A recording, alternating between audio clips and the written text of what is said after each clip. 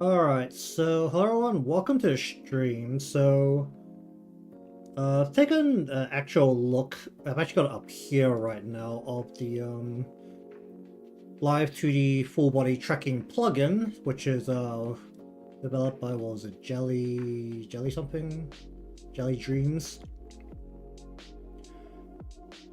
Since I have it up, I just wanted to put my general thoughts out on what I'm seeing. So looking at all of this, it's once again a matter of what you actually plan on doing with the tracking, rather than telling the model to move exactly as your body does. Similar to how a lot of people like to do it, so that when you turn the body, that the upper body leans out, the hip moves away in the opposite direction. Basically, it gives a hip shake. It's obviously not what you're doing because you're only turning the face. So using a similar idea, it will be a matter of basically saying, like, when I move this, like, what do you actually want the model to do? So I did see the Twitter post for this as well, where people basically talk about how ungodly it would be for the rigger to do it, and how ungodly it would be to pay for it. Frankly speaking, unless someone has a base set of this is what I'm going to do with these parameters, there's no way of basically having a set bunch of parameters, right? Because I think it's going to be a use case thing where it's like, I want this to happen when I do this, and it has to all be specific. So it's not going to be a matter of just letting the Live 2D rigger deal with their stuff. It's going to be a giant matter of, I'm going to sit with you and I'm going to tell you exactly what needs to happen, because it's probably going to have to include the artist as well, because they're probably going to change things, because you probably need to include a whole bunch of things to allow for full side body turning. The biggest factor either way is still that I don't see any use case in a more practical sense for this. It currently requires essentially a second camera, so it's basically not all that practical. It's another one of those, unless you're doing podcasts or documentaries or something where you don't have your hands just in a set spot, or you're moving around, if you're not moving around a lot, this is completely pointless. At least that's what I can discern from it after looking through all of it. It's very much going to be a luxury for the people who can afford the luxury, but even if you can afford the luxury, if you can't use it, then it's a luxury that's may as well be that super fancy bit of pottery that you put at the back of your house that no one ever sees, because it's going to be completely useless. Okay, well, that's my rant on that. Okay, so basically onto the last portion of this illustration, which is getting the Sugar Rush logo onto their clothing. Very randomly, Natsu's one is much lower on her body than the other three, so I'm gonna look at the let's just go person by person here. Gonna have a good old stare down at the logo as we go through it. Fun bit is that, because I have a lot of lines in no shading, I have to be able to discern exactly where the bits are being covered. Because there's also logos on the jacket portion of their outfit as well, but it's probably not going to be the most relevant based on where we are. I'm also deciding if I need something here. That would be part of Yoshimi. Her shirt would come down to what, like here-ish. So this would be like skirt if it's visible. Like shirt will be here, skirt will be here. Oh no, this should be jacket here.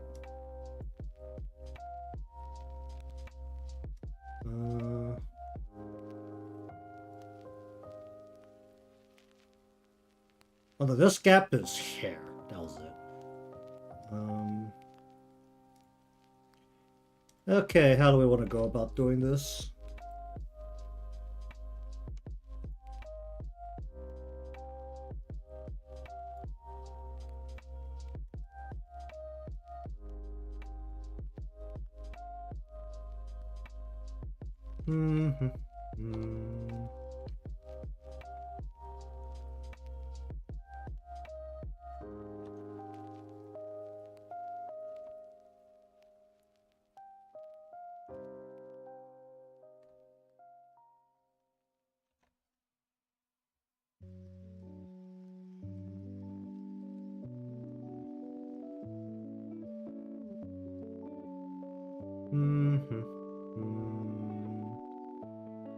I'll try and slot the G. I want like the top of the G to be here.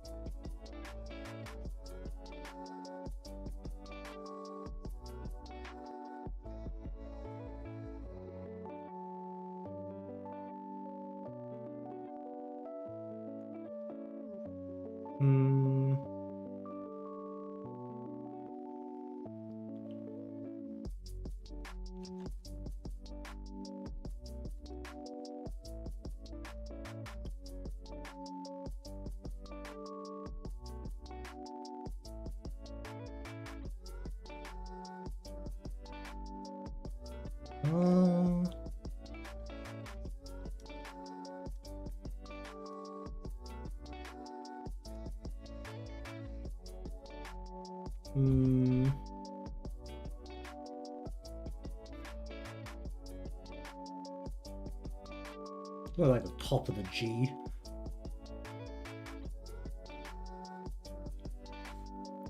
How much of the S do I need down here?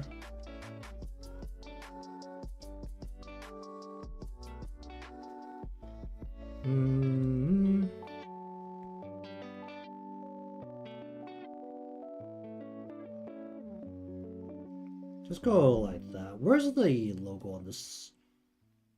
Well, that's actually pretty high up.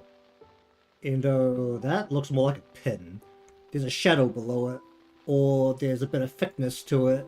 Can't really tell with just the single color. It could be either or. These are all, oh no, they're probably all pins, right? Apart from the actual Sugar Rush. There's a white part here. Everything else looks like a pin. Well, this side is invisible, so it's mostly just a matter of this side.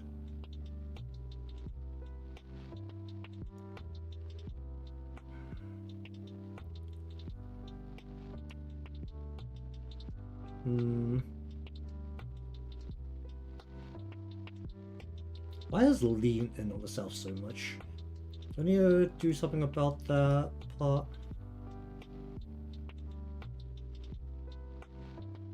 I think I want to... where was it? Here, probably want to do something.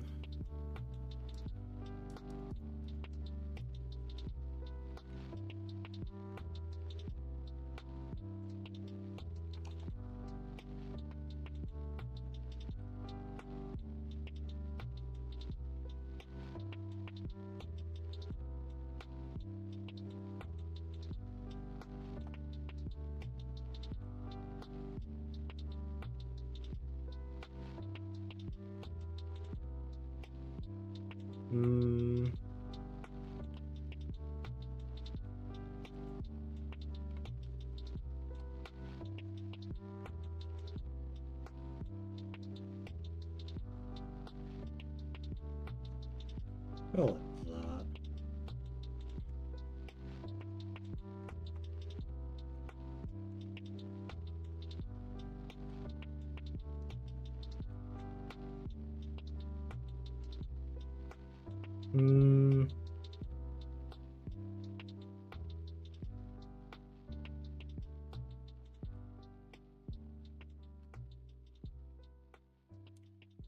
Alright, let's see what we're dealing with here. Oh jeez.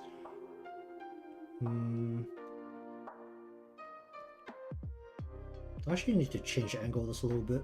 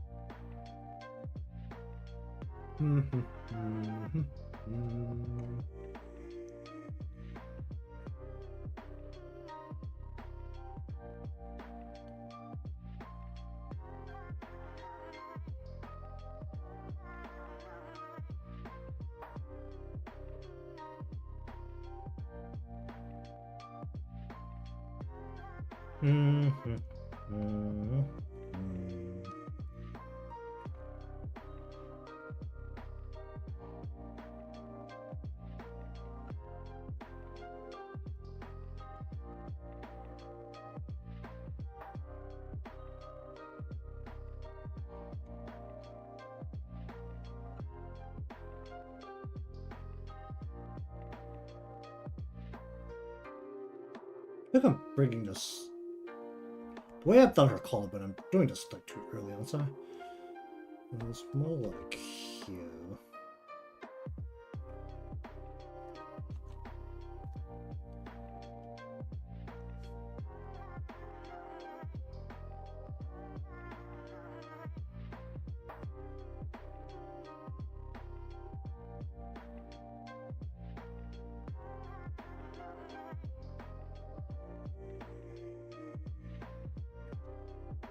What about here?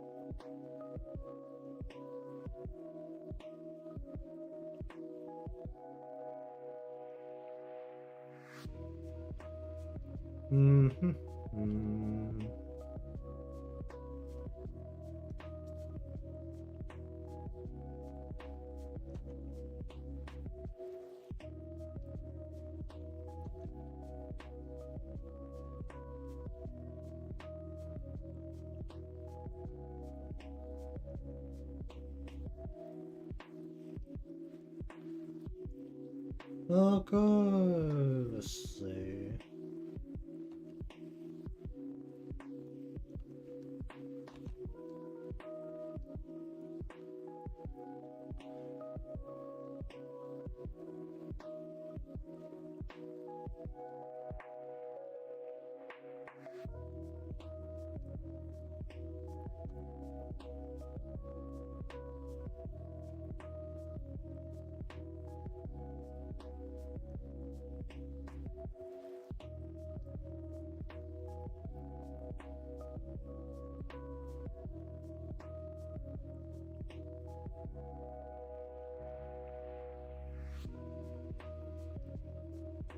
And yeah, like all of these lines that are going along the edge of these letters, essentially.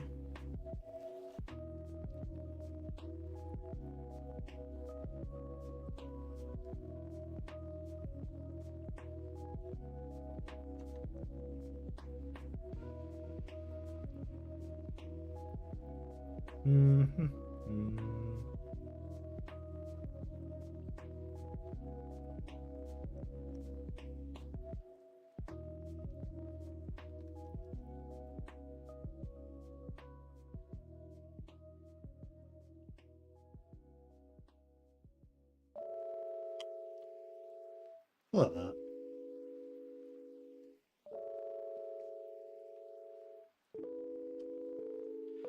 Okay, and then the most complex one where the more I look at different images of Kazusa, oops,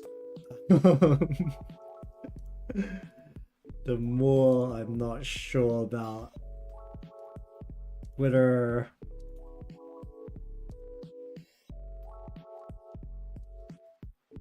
there's too much breasts here. I was like, wow, there's a bit of loose space I can see from the crease here. There is nothing up here. Like, seriously.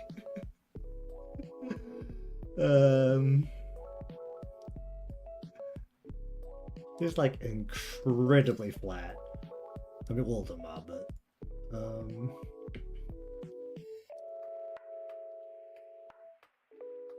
it's like the way she's standing, where her chest is more puffed out than the others. Also, doesn't really help that general narrative. Let me just take a look at the others and their other in-game artworks. Let's see, Irie.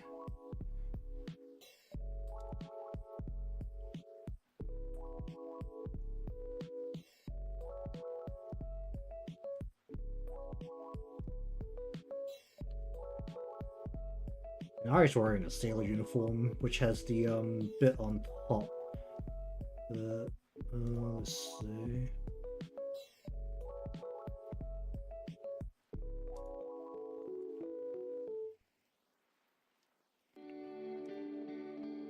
I mean, Irie's normal look definitely looks like there's a little bit there, to put it in a nice way.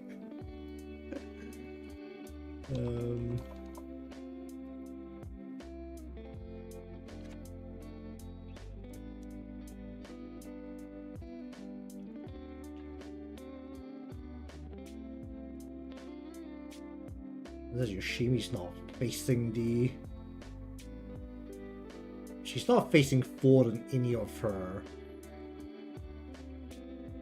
art pieces, official art pieces here.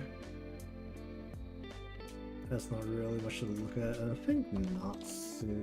I can't remember Natsu ever looks at the... Yutori Natsu...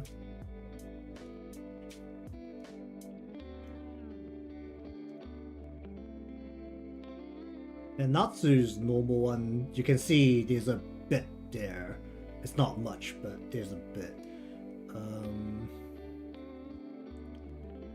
Just that Kazusa's one looks... I don't know if I should reduce the amount of breasts.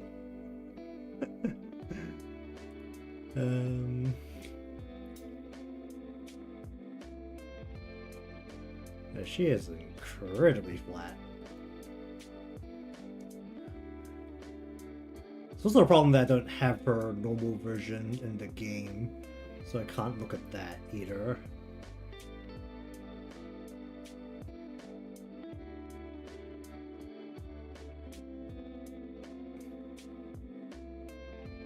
Okay, there's a bit. It's really not much.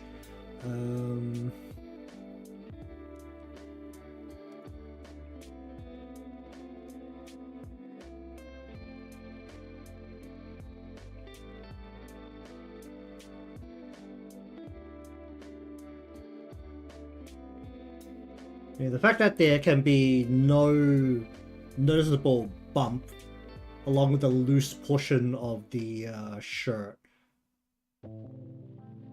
generally says a bit about the size of packing here.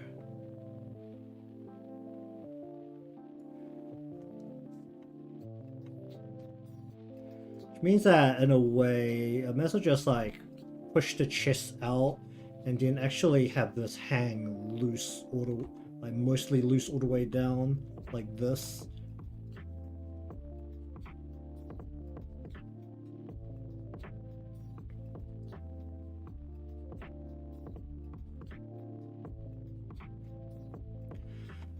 Alright, but regardless, let's see if I can figure out how to get a cat sideways onto here.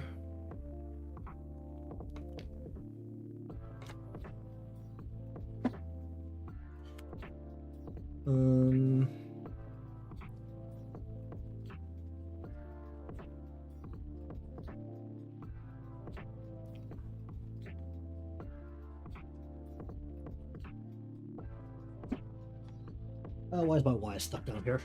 I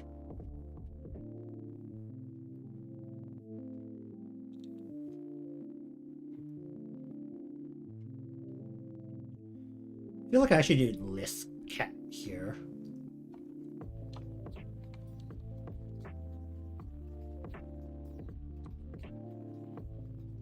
I think I actually need to have more of the slide of the cat already in here.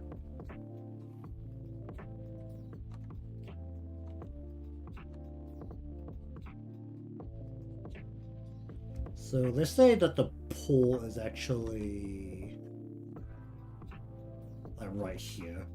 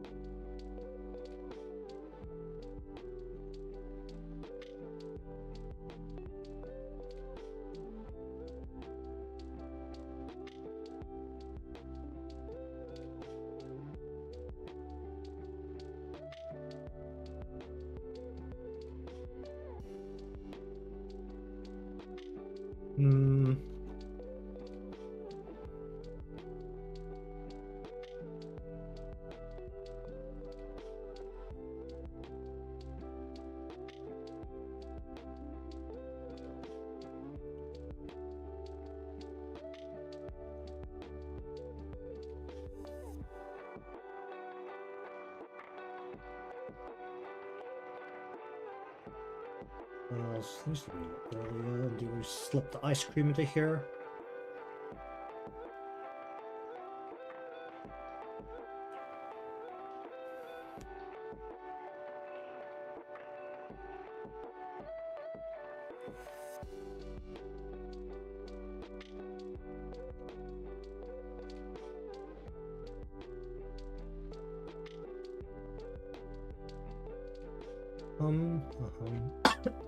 Oh jeez.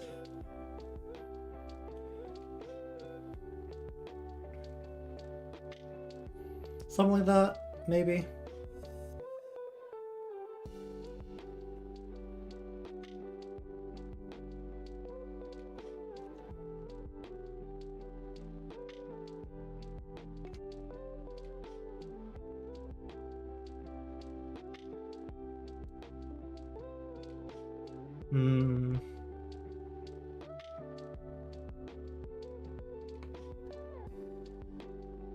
Maybe something like that.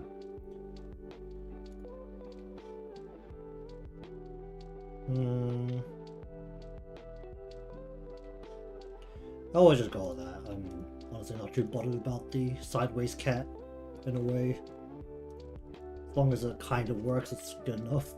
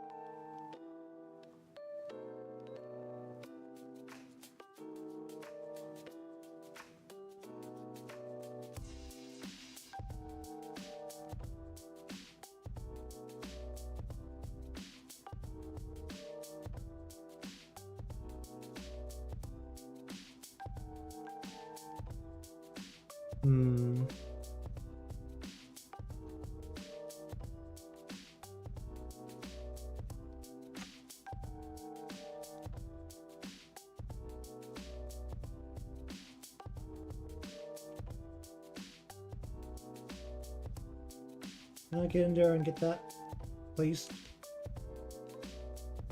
Can I get in here and get these like few pixels? That'd be neat. No?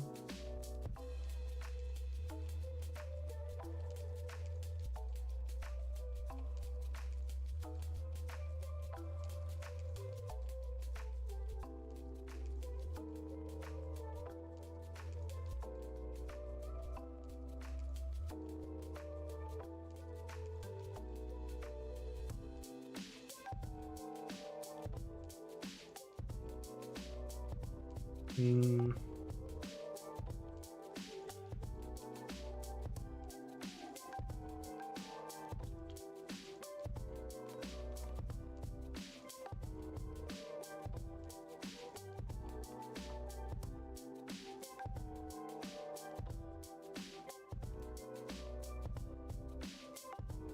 Where does the A go here? It goes like this.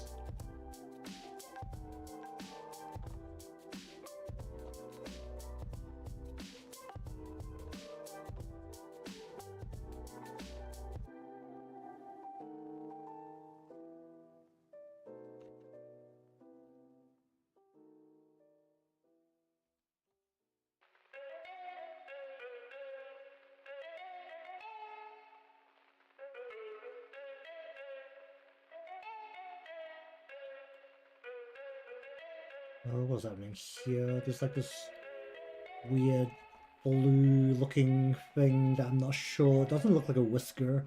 Was it a whisker with an outline actually? This might be the teal-ish colored outline. Yeah, that's like a whisker with the outline. Hmm. It's actually a very good argument for me to try and do this as a separate layer so that I can just use the outline to color it, but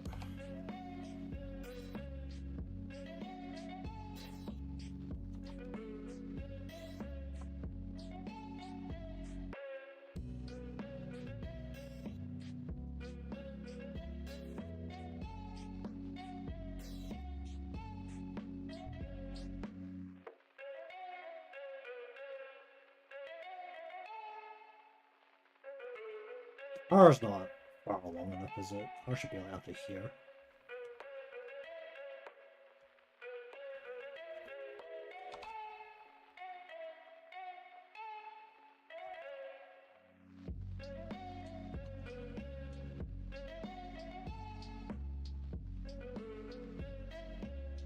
And then we need to stick the ice cream right into this gap between the R's legs.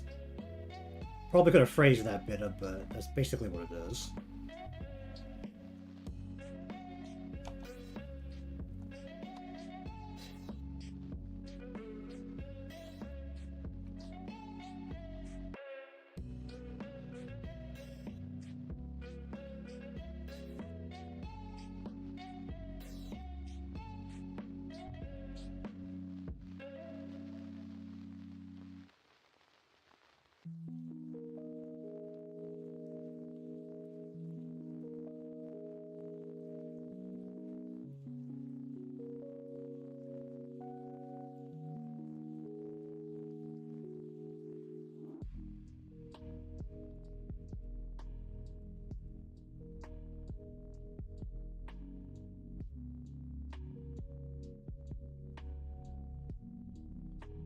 Why is that?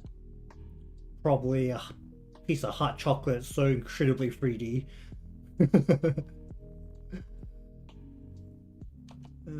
Go with that. Okay, I think that will do it for the logo there. Gonna try and just pretend some details of the letters are hidden behind Natsu's halo there.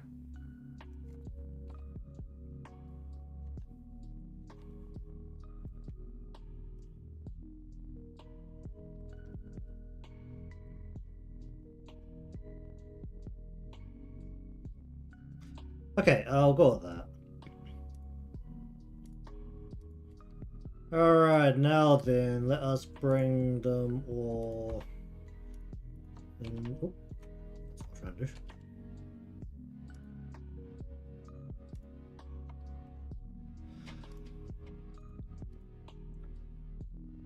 A bitter by.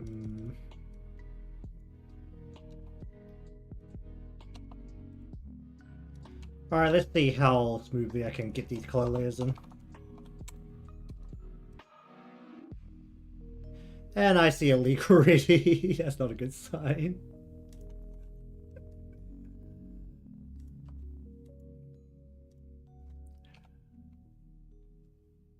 Go like that. Preferably on the line layer.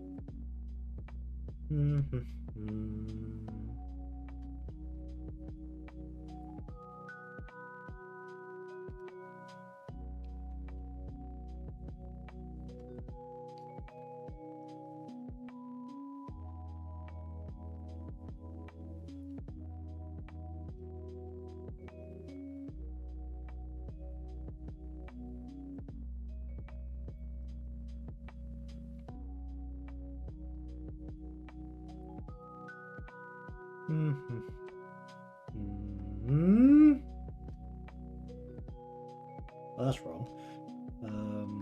I've colored apart the scrunchie, which definitely needs to be fixed, but that can wait for a moment.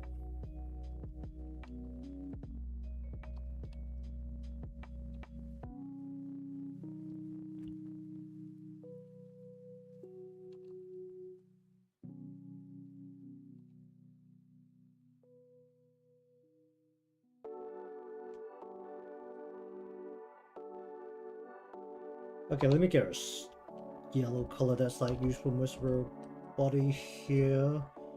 Scrunchy.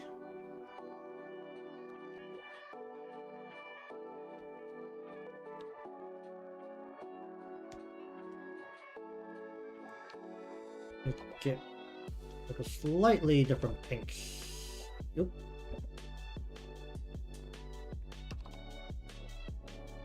Here. What did I do a whoopsie somewhere? Might have. That did good. Let's grab our skin color from like here.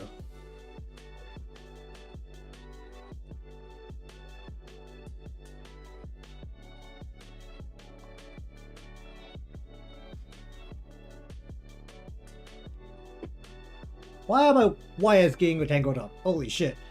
Oh, jeez. It's just feel random pulling whenever I turn my head.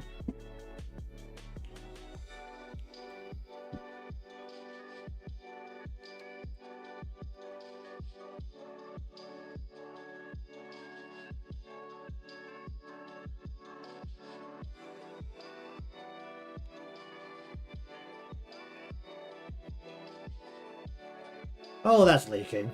Why is that leaking?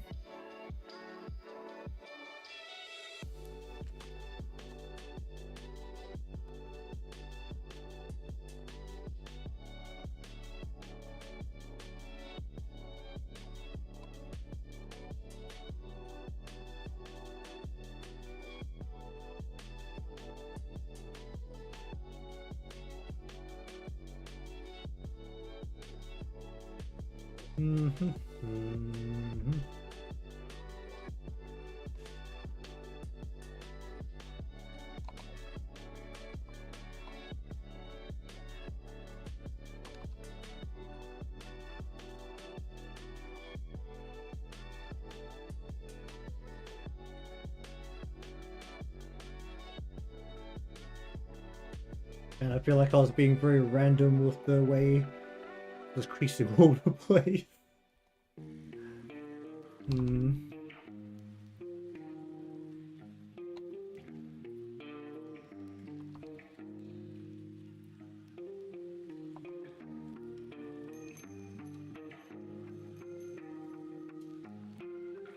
Honestly, I should probably color the mouth in a separate layer, but... Ah, right. That's not a different enough color. Let me just make this a little bit more red.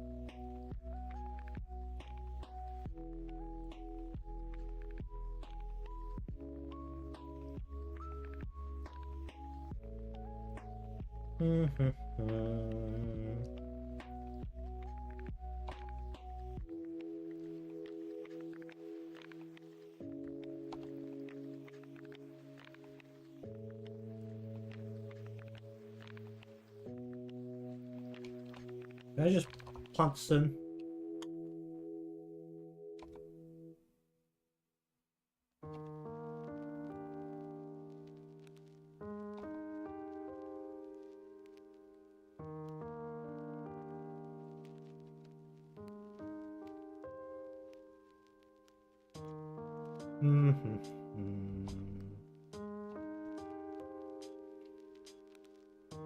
Probably do that highlight layer in a different layer.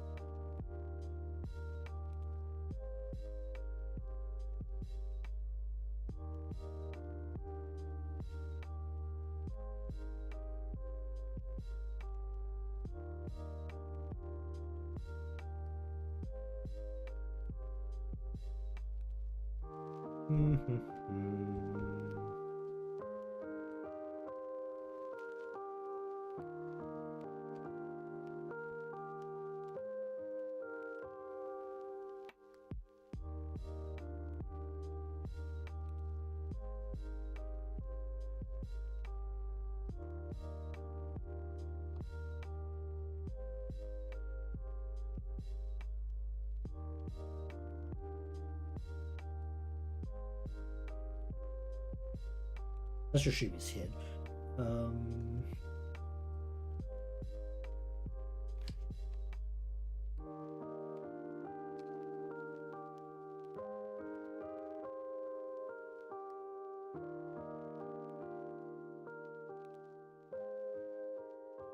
Okay, let's grab our hair from here.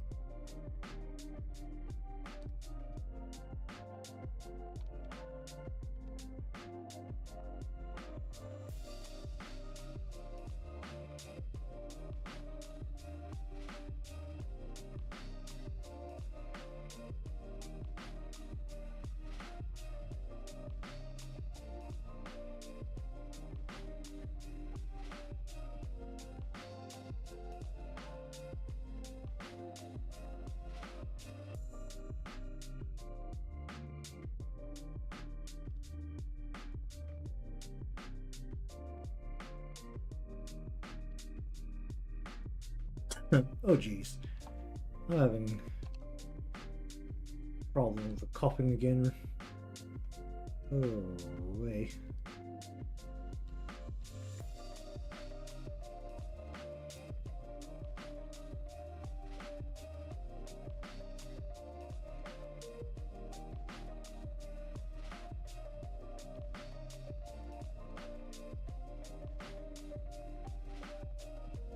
I won't actually use a really saturated color, but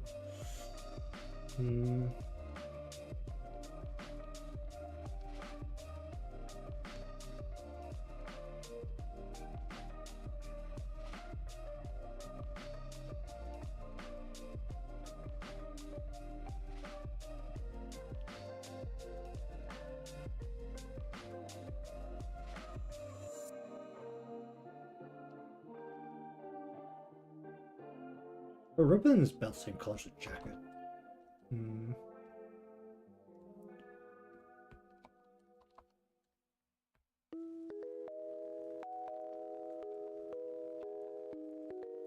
Whoa, okay, that's the wrong color.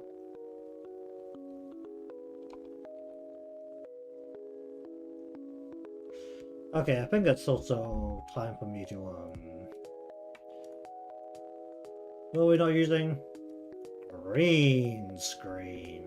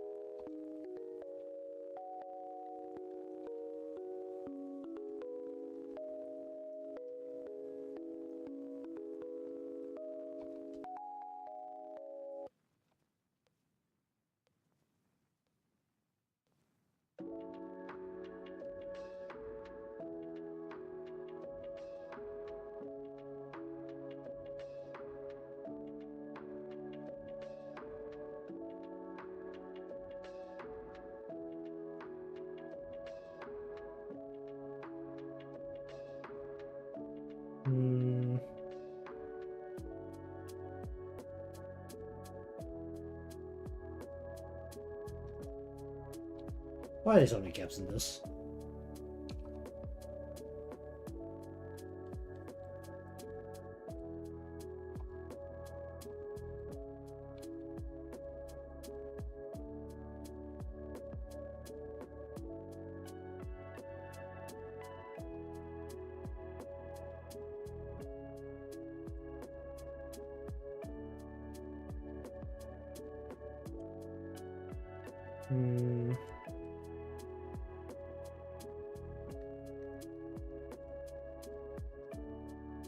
But yeah, I need to do something about this gaps. Should be the bottom of Shimi's body.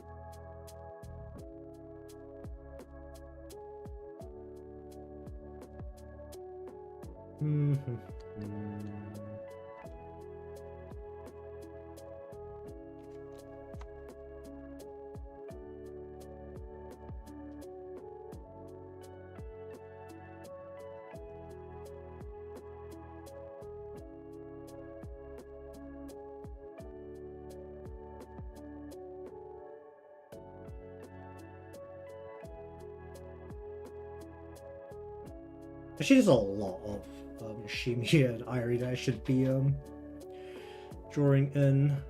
Even though for the most part this bit should just be red. There's more crystal balls in here in this gap.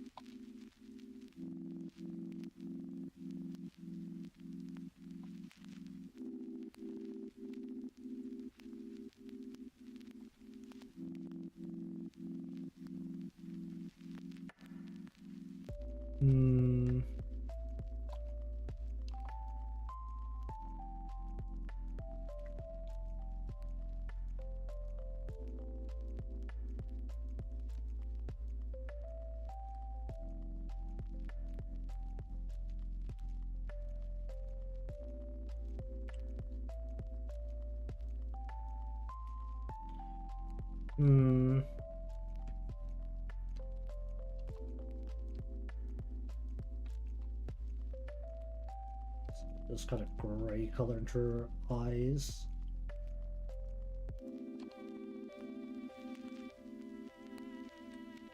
No, use this brown as a base instead.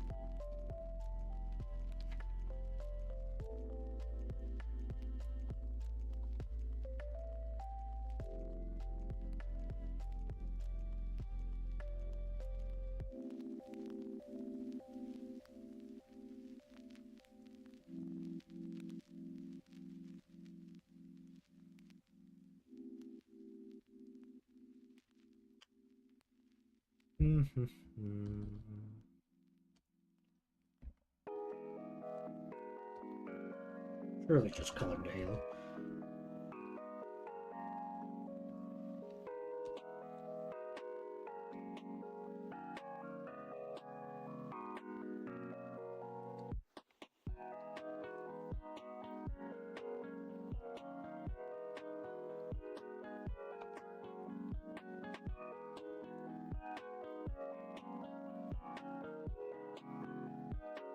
Why did I lose a line here? What the heck happened to a line here?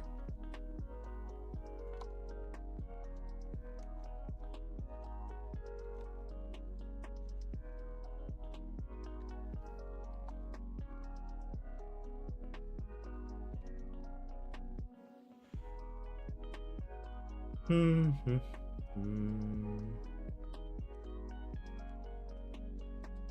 yellow color.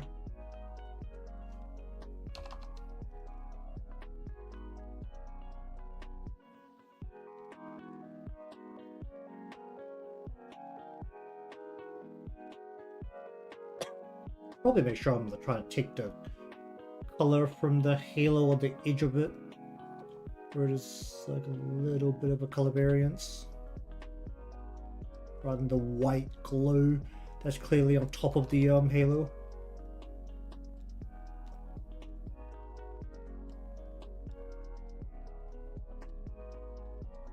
Why did it leak? Why did the hell does leak?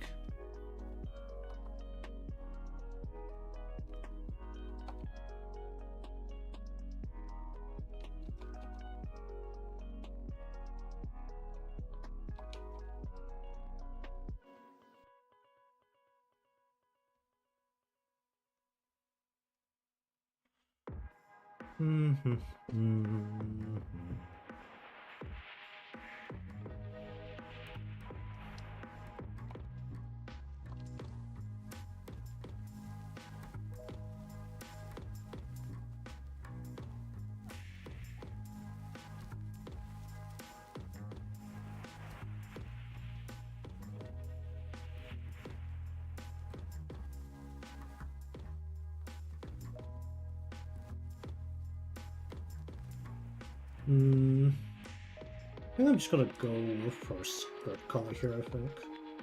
I'll put a skirt back here.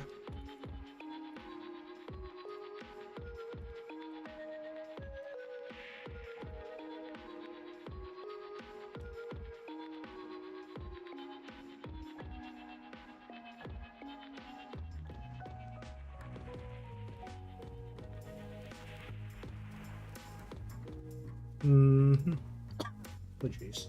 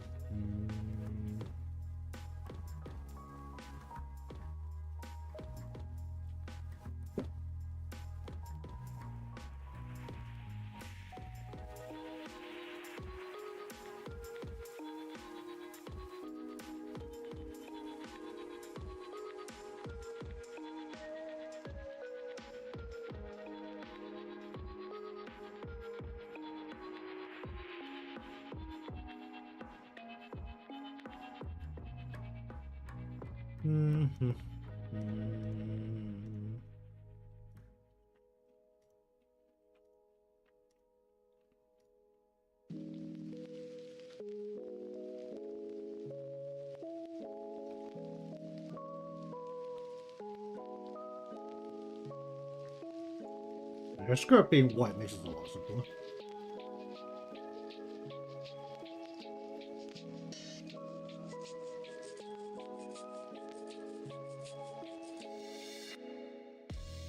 Hmm.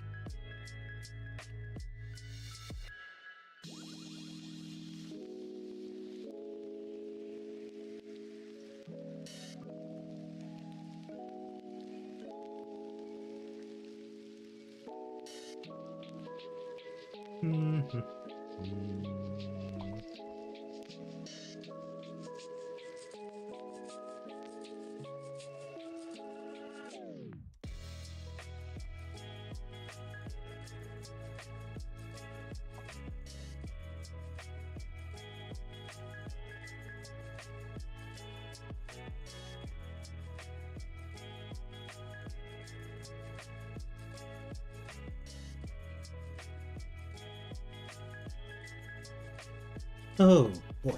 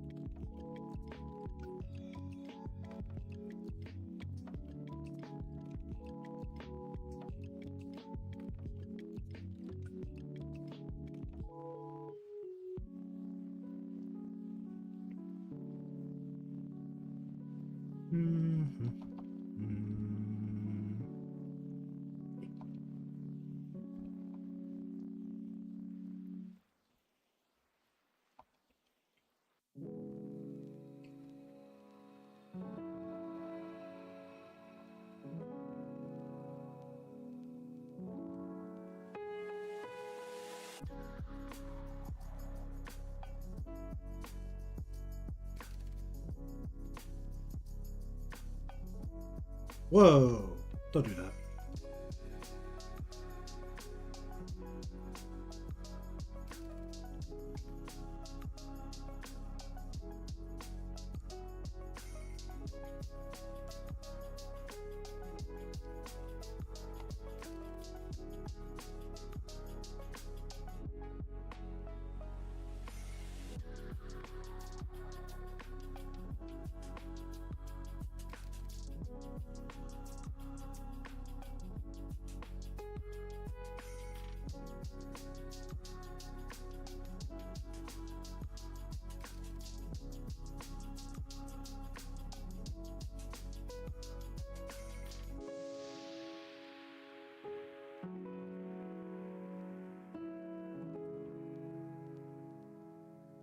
was like trying to precisely patch up all the pixels.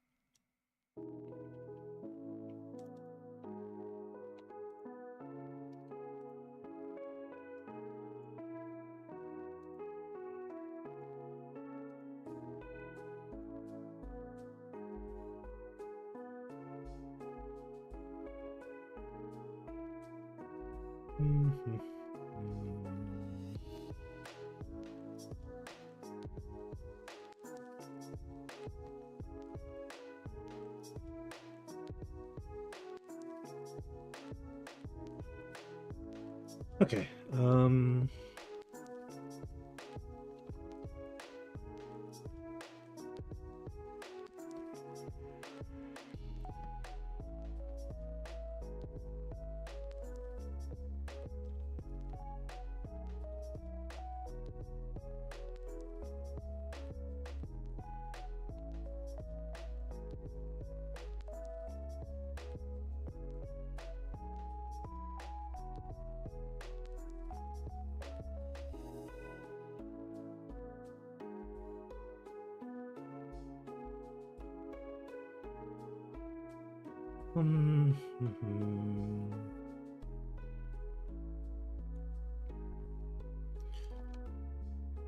there's like a light as bit of green around her halo. Hold on, let me just take a look at the halo page again. Halo. Do I have a separate window open? No, I don't. Where is Trinity? Yeah, because all the halos have like a general base color that actually exists, but they're not always as visible. Because basically, they just have a giant glow layer like layered on top.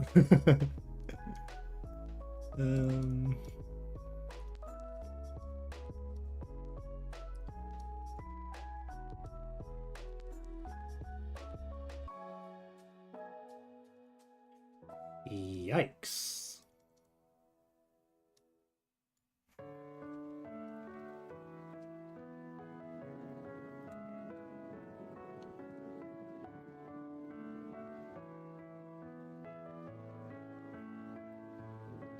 Alright, I'll stand up. Pull my back so I give out.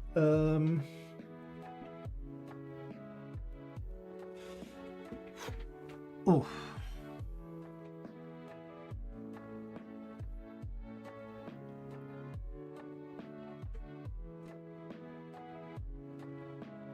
You know what? I'm gonna do a quick toilet break.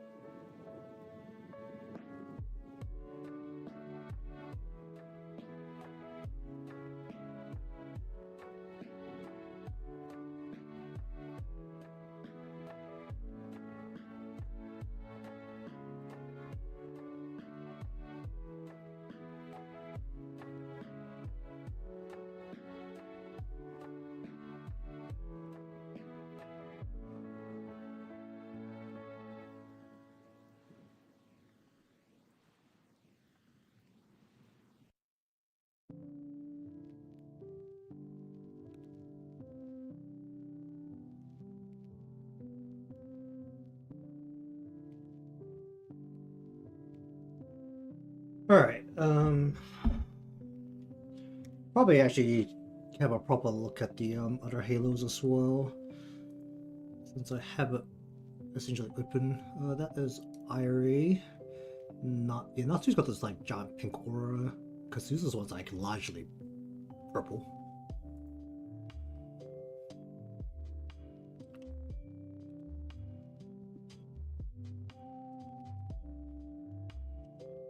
Okay, let me just grab where's Natsu.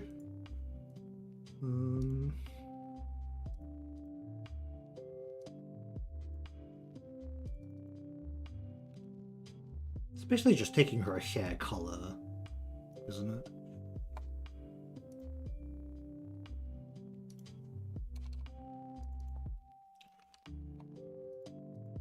I'm gonna get more out of like trying to take the color out of the glowing part.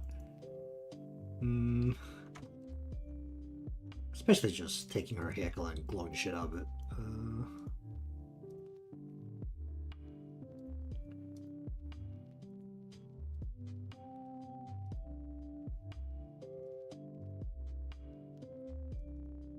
Yeah, I think that yellow work. Alright, let's turn these off.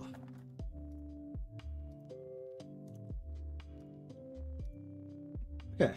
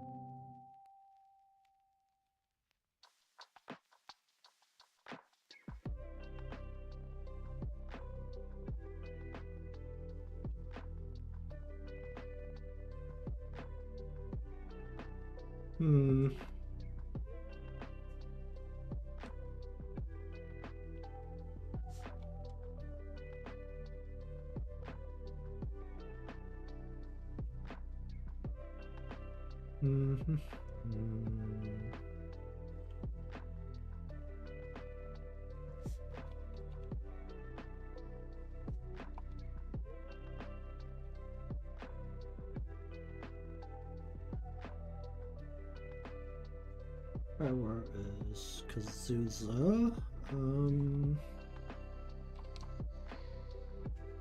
Why is it a gradient? I don't need a gradient, I need a fill color.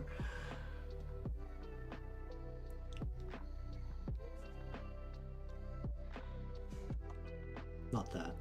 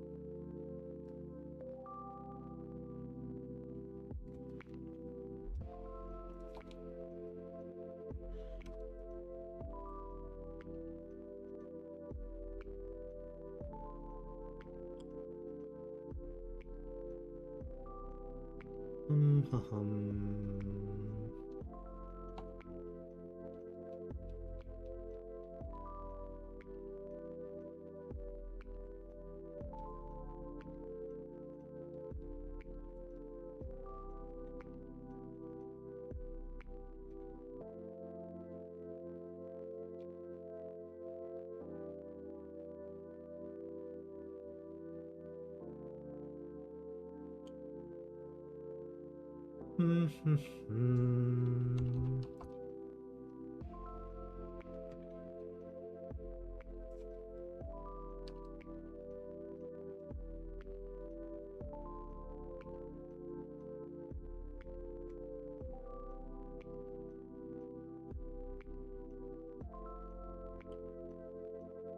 boy, why is the pixels missing there?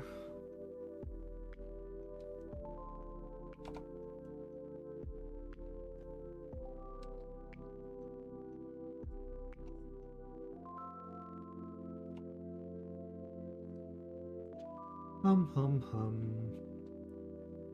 Why so? Currently getting the fill color in before try doing any detail coloring.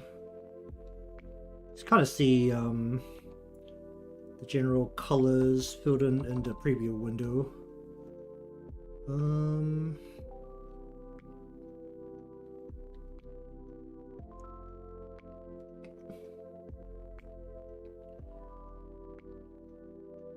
Oh, cheers to that. Alright. Had a good bit of losing my mind over some of the parts. Namely, my inability to draw circles because there needs to be halos over these girls. I think they came out okay in the end.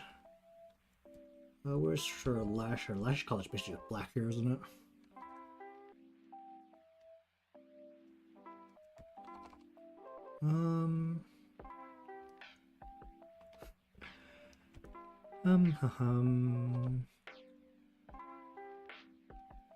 Indeed.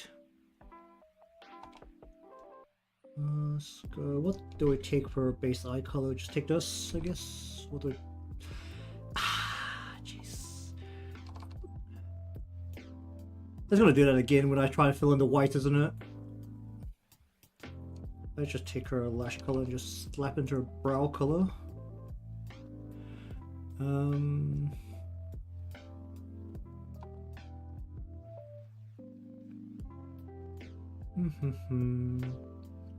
Yeah, right now I have a Twitch feed going as well.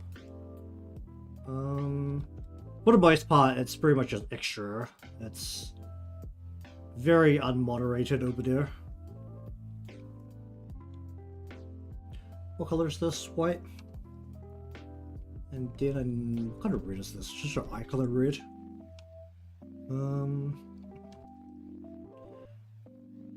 What was it? Since Twitch allows the body streaming, it was very much a why not thing. So I just have it running for the most part. Most of my stuff goes on YouTube. It's basically the concepts are just casting a bigger net. Because when it comes down to it, people like watching on a single platform, making people move as impossible. So you want to capture a large audience, then you have to go and multi-stream. Make this color.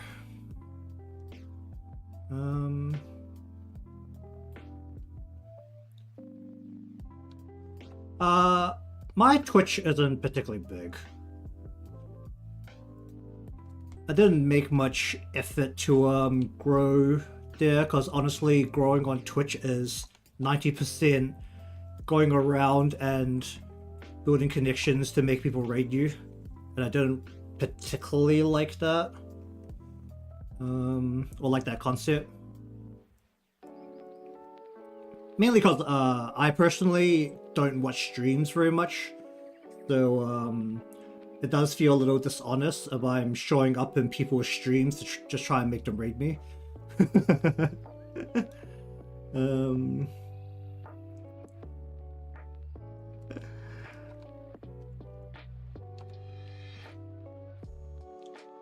Yeah.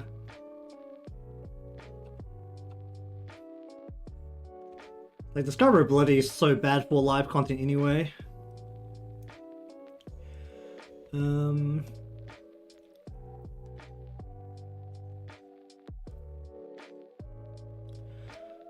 mean, I definitely prefer YouTube personally.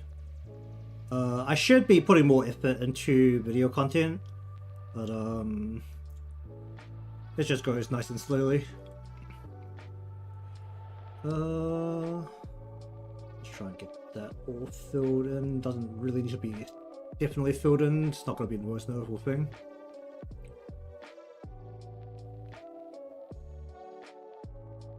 I mean, I did do a lot of short content a while back, but ever since I stopped doing gaming stuff on the channel, it's kind of hard to make short content from art streams, because usually when I did shorts before, it was just taking a gaming stream and just cutting the absolute crap out of it.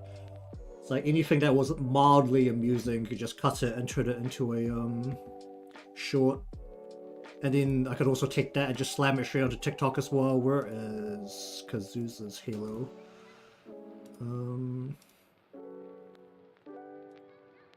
The art stuff is like a lot harder to figure out what's worth cutting out into a short.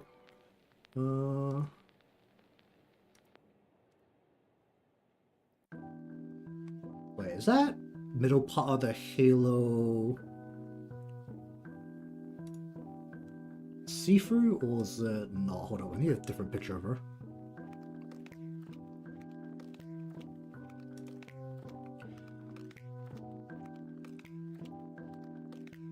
I guess it really depends on how you classify it, right? Because for me, since I've been on the platform forever, I call anything that isn't a short long form. That might just be me.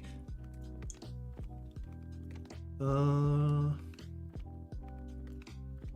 me just see if I can figure out if her halo is transparent in the middle or not, because that is what I'm trying to figure out right now.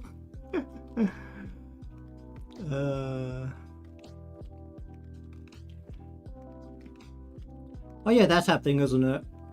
Is that only an American thing, or is that happening elsewhere as well?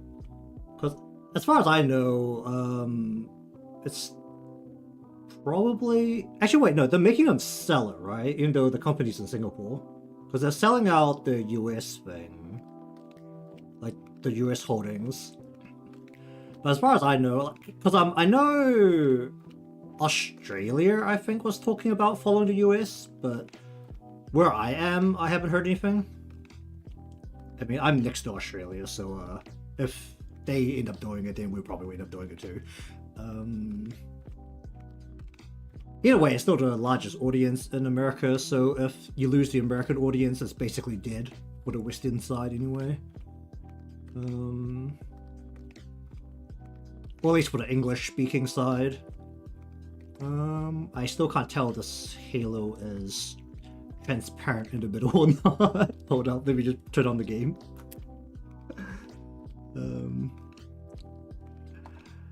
I don't know if her in-game or banned one has a good shot of her Halo.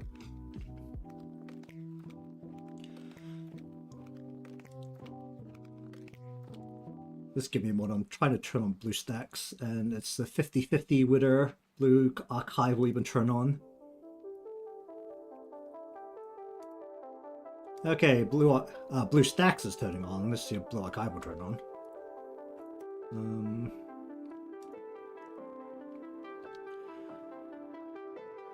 Regardless, I did decide to change the general direction with my channel here in terms of the great YouTube overlord algorithm. So that's pretty much why I stopped doing gaming content after a while. Because when it comes down to it, the algorithm doesn't like it when you put a lot of different content onto a single channel. If you do like a dedicated gaming channel, then it's still reasonable in terms of like how it performs on its own. But unless you're a very big channel, you can't do more than one thing at a time, which is kind of unfortunate.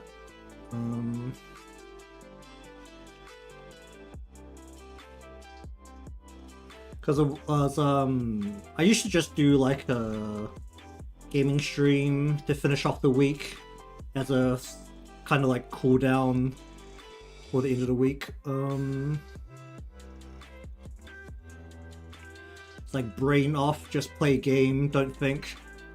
But unfortunately, the algorithm overlord basically kills everything else on the channel at the same time.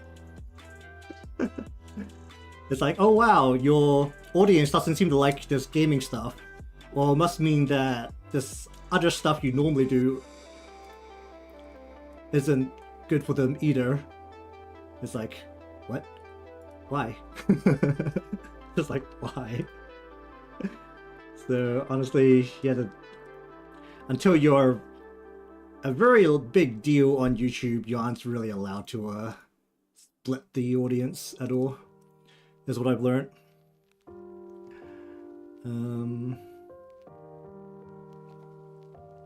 I don't have a big enough audience to poll anyone. I get to do whatever the heck I want and just hope people show up. Let's see. Okay, I need to figure out how to color in this part. Okay, Blue Archive actually turned on. Hold up. Where is Kazuza? That is Irie. And this is Kazuza. The Halo's not in frame. Of course it's not. God damn it.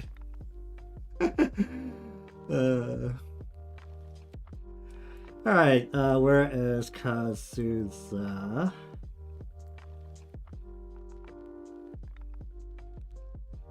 Okay, it's transparent in the middle. Okay, sure.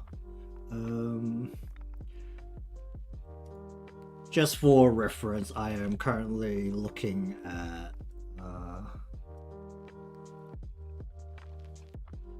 I am just staring at this little hole right in here. At least it looks like it's transparent. You can kind of see the roof behind it, so I'm presuming it's transparent. Actually, I can make this bigger, can't I? I'm pretty sure I can. How do I enlarge in BlueStacks? I actually don't know. Well, you can see for also.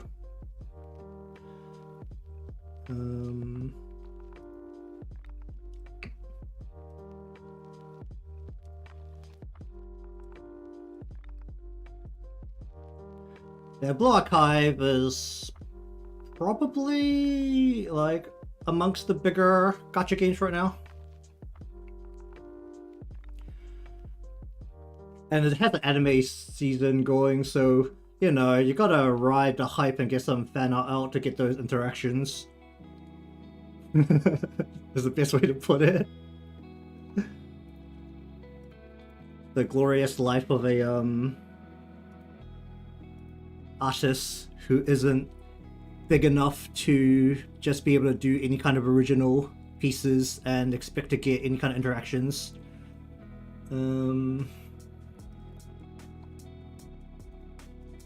It's like, gotta do the fan art.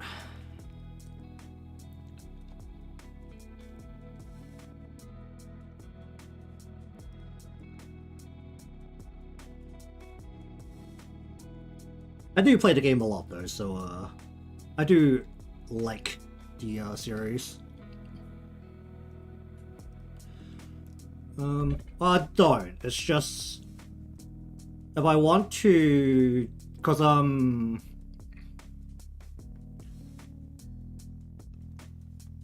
if I want to get basically interactions of any kind, whether that's on Twitter or on Pixiv, where people actually look at the stuff that I'm doing, I'm not at the size where I can make people look at anything original that I do, unless it's like some big glorious thing that somehow goes viral, which is not something that is reliable.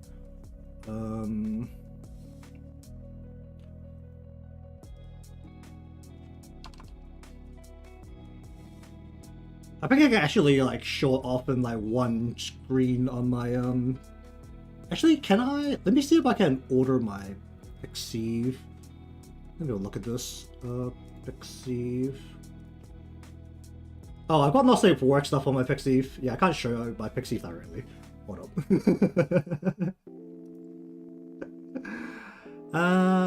Because I can't use analytics if I don't have a premium account, right? Yeah, I need it. Oh no, wait. Can I? Can I look at this per illustration? No.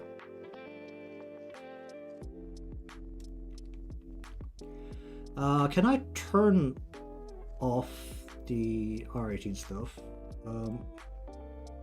Wages.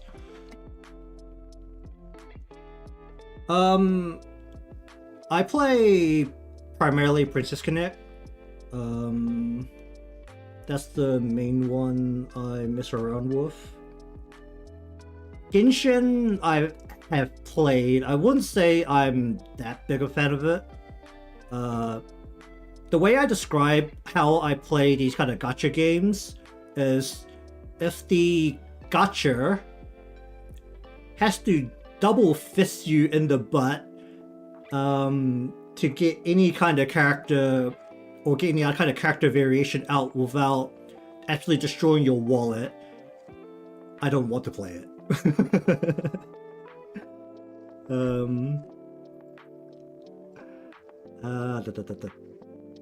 How do I use the sword on this? So the thing I like about Princess Connect, which is the main gacha game I play, is that the in-game currency is very available for a free-to-play player. Because I basically have the full roster in Princess Connect. I have nearly every single character that's in the game. And I think it's like a 200 something. And I don't spend any money on it. It's very readily available, which is what I really like about it. Blue Archive is kind of similar. It's not as nice with the in-game currency, but oh yeah, here is Pixiv with my all ages settings set. So you can basically see here that all of the Princess Connect stuff, or all of the other anime-related stuff, has significantly more views than and likes than anything that is original. So I don't know how to sort. That's the main thing right here. Can I sort? This is just showing what data to show, but basically anything that comes off, anything that's remotely popular, because last year during the period where Niji Sanji does their baseball, I did a couple of things that got a lot of views. The Princess Connect stuff, I do have a lot of views. And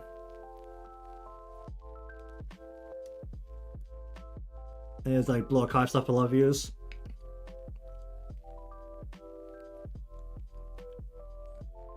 Run in what way? Like how much it costs in general?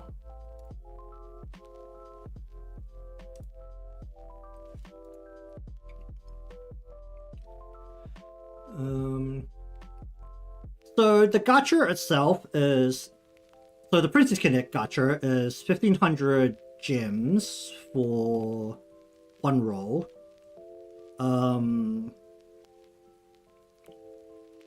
It's 200 rolls to a spark. And even though every now and then I do reach the point where I need to spark, I think I still have a stockpile of like 40,000 gems that I'm not using up. But I usually only pull for the limited characters, because usually it goes event, limited character from the event, not limited version character from the event, and then it'll do a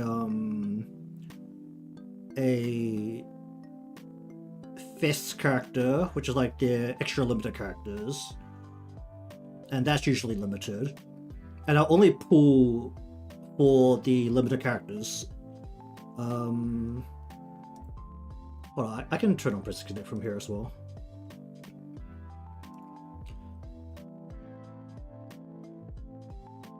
It'll be easy to explain if I just turn the app on. What am I doing here? I need to do something with this ice cream. I mean, I have, for intended purposes, I played Princess Connect for a few years now. I think I joined 2nd year, and I think it's on to its 5th year, I think.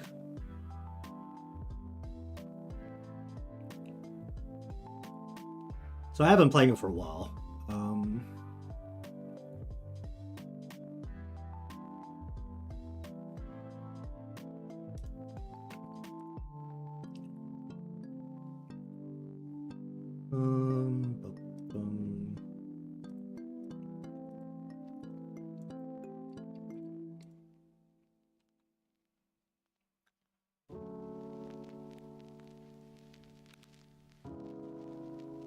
I can't get that ad out here, because freaking blue stacks.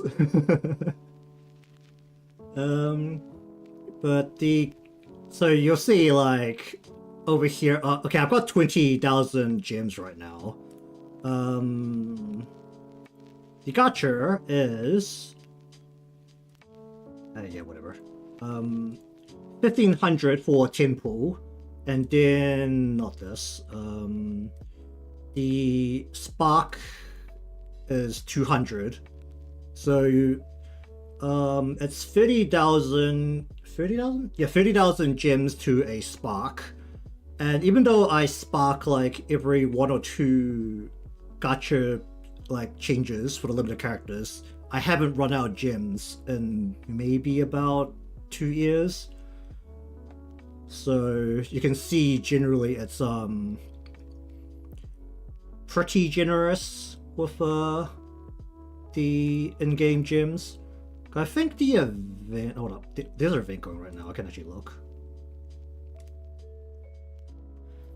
Because the events pile a pretty good number of gems on you, because every story part you look at, even if you skip it, will give you some gems.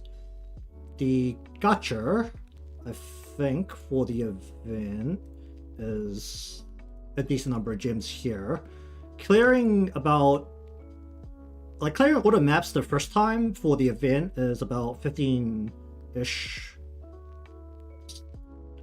normal stages and another 5 hard stages. And I think all of those have gems as well, I think.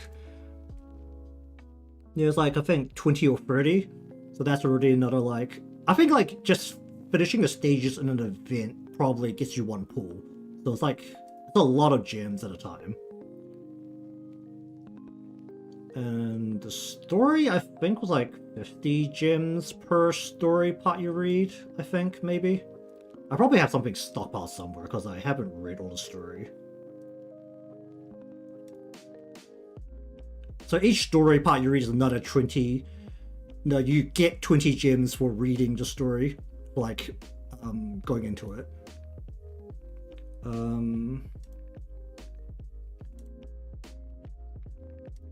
And you get 20 gems for reading the story for the characters. And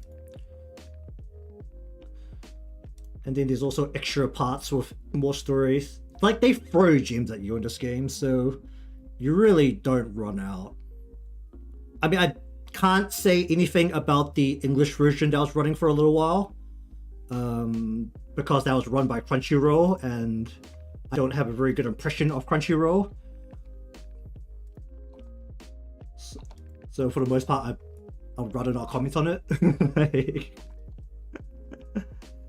I mean, they closed in like less than a year, so like it was a complete disaster.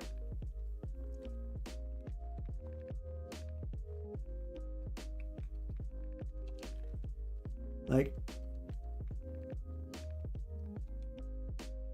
I feel pretty confident saying that Princess Connect is probably amongst the top like of these kind of social well, they call it social games in Japanese, but these gacha games, like it's very much one of the largest ones that are currently running.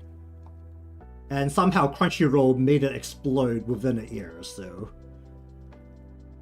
I'm just gonna presume they did something to it that was horrific.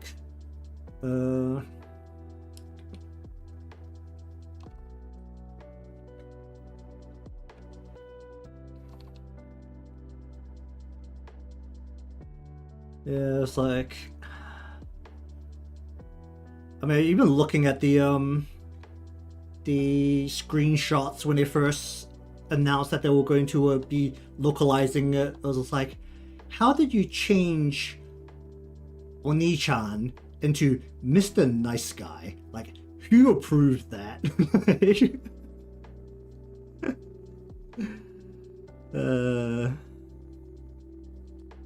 Like, I mean, there's been a war on localizers recently anyway, because of how basically all of the fans consider localizers very corrupt right now, because they basically just shove their own political agenda or correctness into the things they do. So it's very clear that no one really has a particularly good image of localizers right now.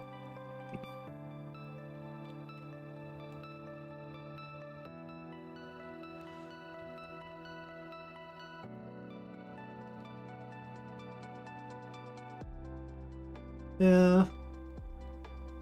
It was like, there was the thing with, Nixon? No, Inist America. NIS America? Inist America? Oh, the people who, localized the, was it? The Legend of Heroes, what's the English version of it called? Trails of Cold Steel.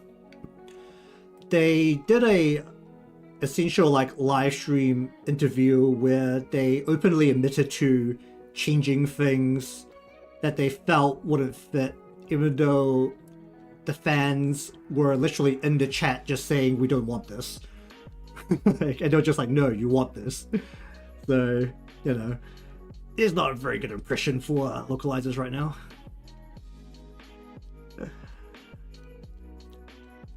I mean, it's one of the industries where people are like, you know what?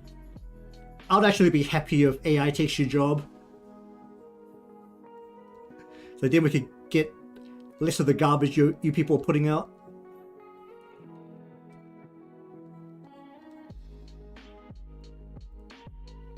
There we go.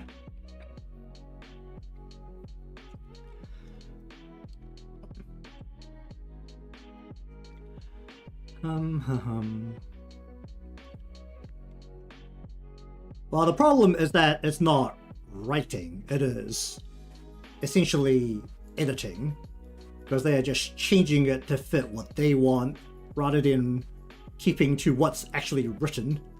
Because there was that whole scandal with there was a novel that got localized recently, and there was a giant scandal because the localizers was changed one of the characters who cross-dressed so that they identified as transgender, even though that was not what the original author wanted.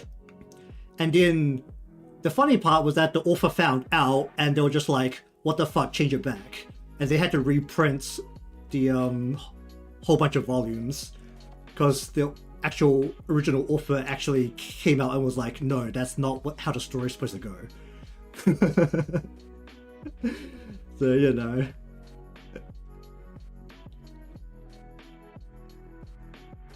Because I think it's like a general thing that like, the reality of it is like, with how different the, especially the English language is from a lot of the Asian scripts, I highly doubt most of the authors actually know what's happening when stuff get localized, unless there's like so much backlash that it affects them. And usually it doesn't, because the fans have the decency to not go after the author for something they didn't do.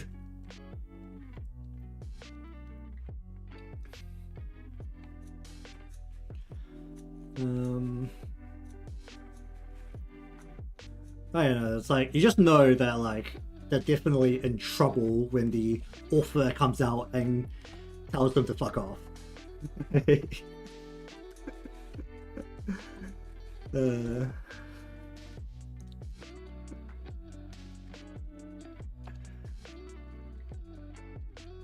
Let's see what else I need to do with this here.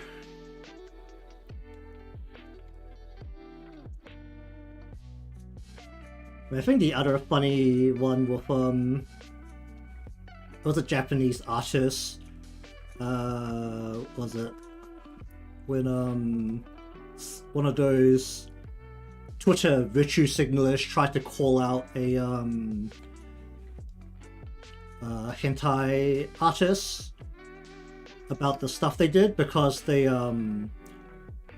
admittedly the works they do are very extreme, but instead of was it having some argument with the random virtue signaler on Twitter, they just turned it into another art piece. It was actually hilarious. I don't know if it's safe for work though, so I can't pull it up. Because it's definitely a very extreme piece of art.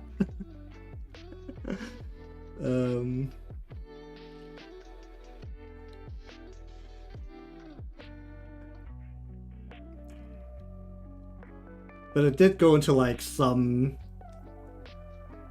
parts of like the headline cycle for people who follow that stuff, because it was just hilarious.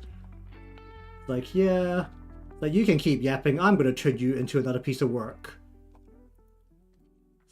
Like, I'll literally just turn this into an opportunity instead of trying to argue you.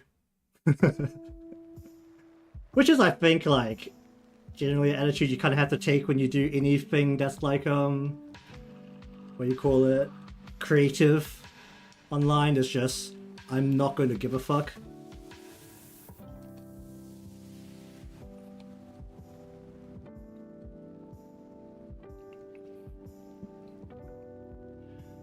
Yeah, it's definitely wild.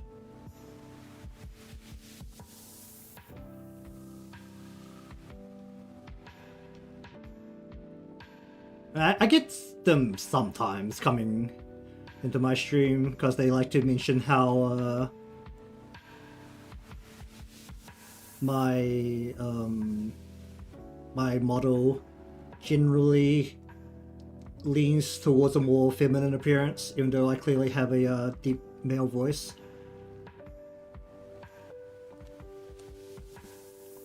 And just like, and your point? It's like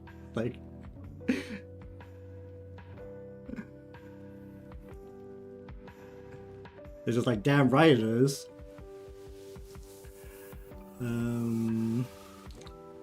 Okay, I just need to highlight the edge of the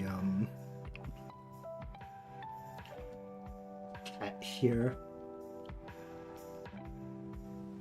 I mean, I think at one point I did like note somewhere that like my personal use model 90% is a walking advertisement for my art style.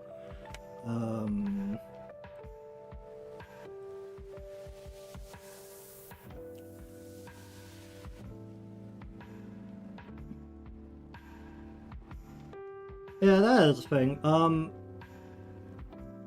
Like, usually when I work on a male character, the first thing I realize is that I don't know what to do with the hair to make it look different. Because, especially with visual models, you, one, need the silhouette to not be a ball, and then you need to do something to the upper body that makes it look unique. And when you don't have the availability to do that from basically the shoulders down, it's really hard to work out anything for the hair, because there's not much you can do unless the hair is long.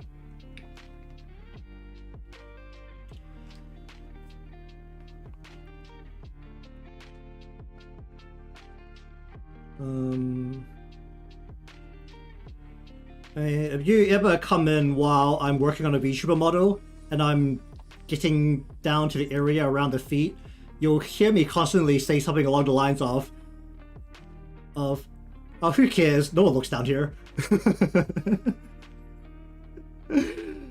It's like, the further down the body I get on a VTuber model, the more it gets really scrappy.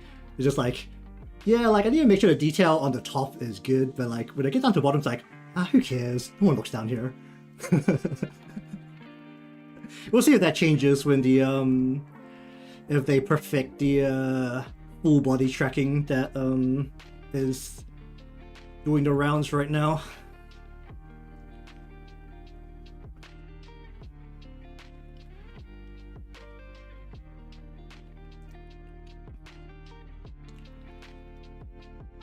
I mean, the other glorious thing you'll get to listen to me rant on about on a lot of character design is how much I hate shoelaces, but that's another story. It's like I just have this unreasonable hatred for shoelaces. That's all you need to know about the content on this channel. It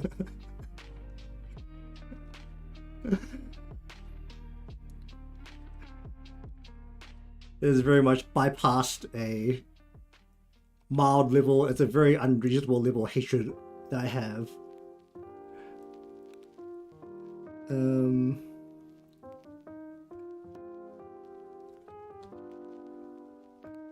Like, I will very much try to find some way to fasten shoes to a character's feet without laces.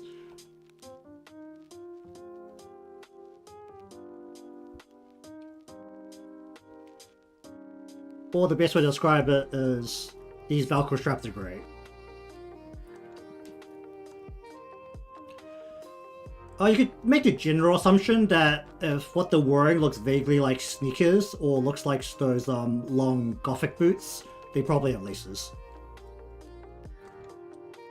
And if you want to move the feet at all, then ideally they need to be able to wobble at least a little bit, which means that you pretty much have to separate all of the loose parts of the laces, which usually includes two parts, like, so basically whereas Yoshimi, you'll have like the two parts of the ribbon of the laces and the two bits hang off it that have to be loose. Then you have to also separately draw the interlacing part of the shoe so that it can move and change perspective.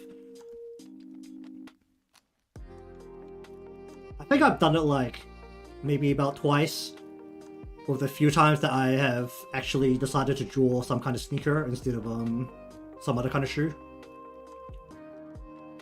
Yeah, because the more your foot needs to move, the more the perspective of each layer of it changes. Actually, let me illustrate this really quickly. Actually, are any of them wearing sneakers? You're not wearing sneakers, you're wearing loafers. I know you're wearing sneakers. I could just very quickly explain this. Okay, you're wearing loafers. Alright, so if you have like shoelaces roughly, like say you have a shoe that's just like something like this, your shoelaces, you'll have something like crossing, something like crossing up like this. The first thing you'll realize is that the perspective here has to be able to, like, say you have to move the foot over here. Each of these crosses will have to be two pieces. Because the perspective has to change in a way that the X is really hard to control. You definitely can't control the whole thing as a whole thing. If you might be able to do the X on its own, like each X cross. If you have a shadow, you can't. Unless, or maybe if you have each shadow of the X cross separated, so that would be the X plus two shadows, one for the left, for like the top cross and one for the bottom cross. and maybe you'll be able to get away with it. Like, that's probably the minimum.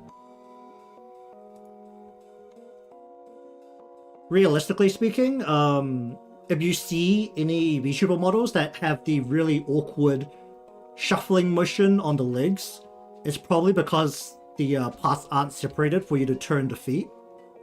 Because you do need to very purposely separate the shoe out to be able to turn it.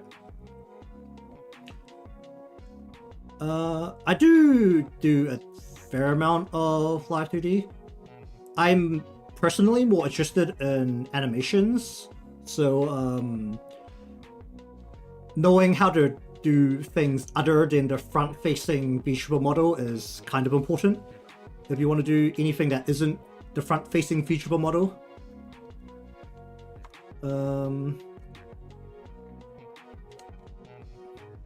At least that's the way I usually explain it. And there's a lot more planning. I think planning is like an important part of it. Let's see.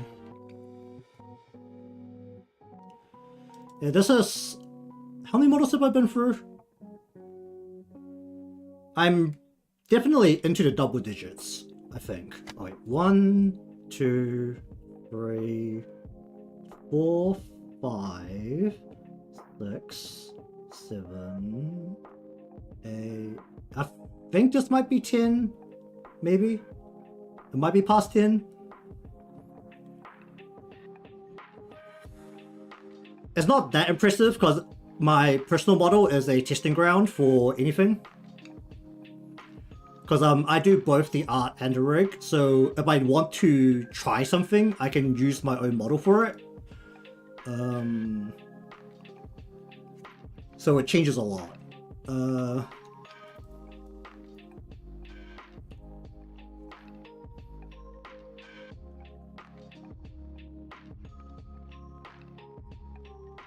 All of my personal models are done fully by me.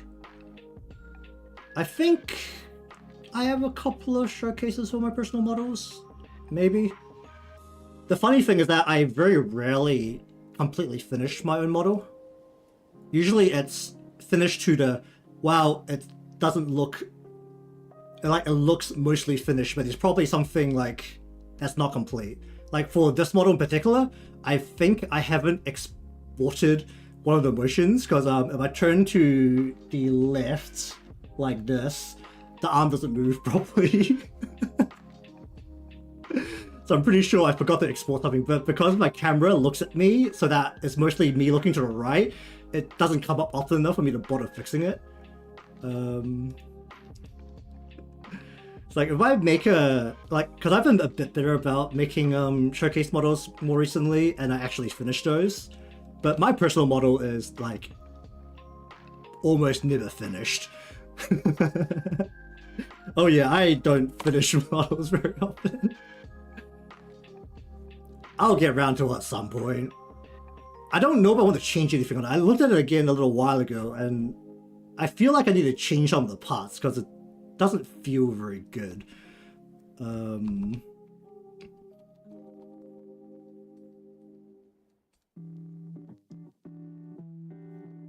Yeah, honestly, also, it's probably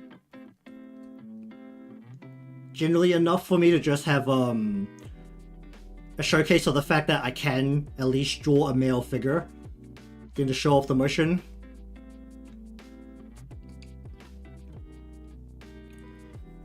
Oh yeah, it's definitely a lot of money being saved. So when it comes down to it, my only expense is that I pay for a Live 2D license. That's it.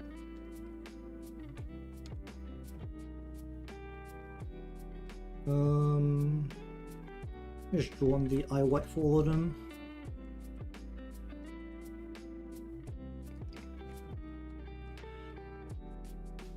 I mean, usually when I tell people, it's like the main problem with doing your own model is that it changes a lot. Like, if you want to try something, you just do it on your own model and then it changes again. It's really hard to build a brand around it.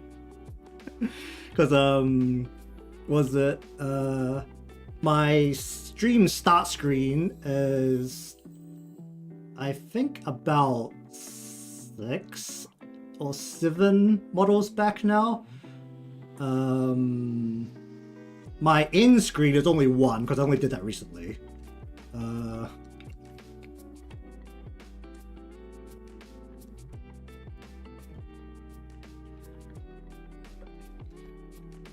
I mean, the model I was using before was purpose-built to practice breast physics. So there's a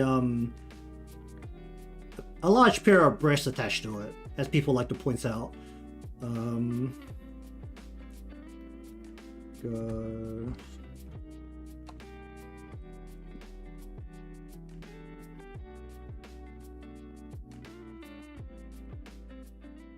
That's okay. Cut that back a little bit.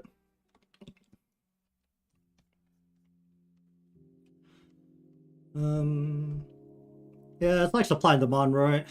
Like, so I had to make at least something that had breast physics. So I was like, okay, it's fine. I'll just make another model and just rig it.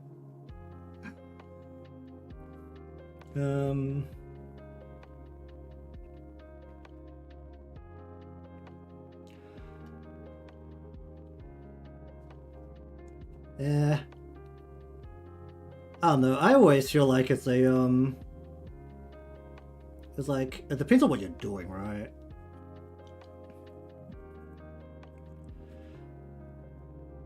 I mean, maybe it's because I'm not really a stream watcher and I like watching heavily edited content.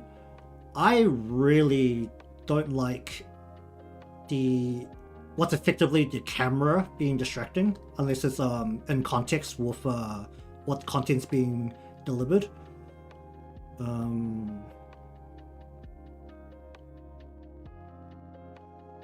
So one of my biggest personal gripes is when VTubers put their model over a good third of the screen. It's just like, I can't see anything. Like, I can't see what you're doing. It's like, I don't need to look at you the whole time. I want to see what you're doing.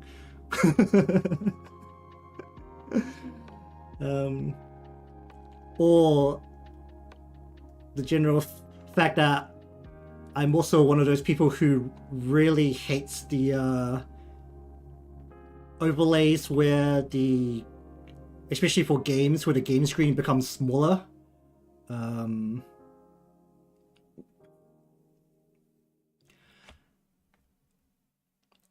My policy for how big I make my model on screen is, if I'm not going to make a webcam any bigger than this, then it's about the right size. Like, this is how much space I'll have a webcam fill up. That is the wrong layer.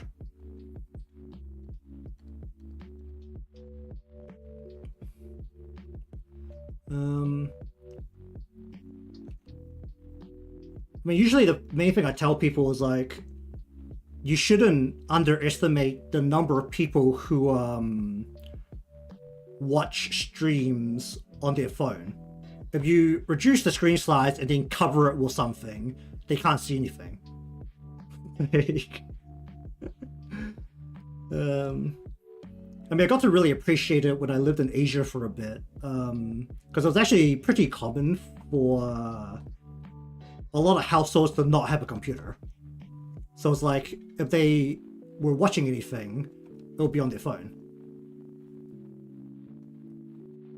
And let's be real frank, the population density in Asia is a lot higher than Western countries. You are cutting off a huge audience.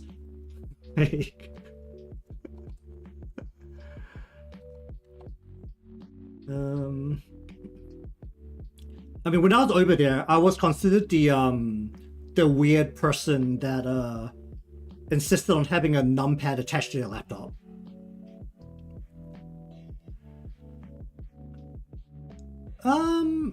You can do it from your phone, or you can do a feed from your just from your OBS on PC. Actually, can I show this? I think I can show this. Okay, get ready for some Inception. I'm actually going to finish up after this, but here's some Inception, just so I can show you what my OBS looks like.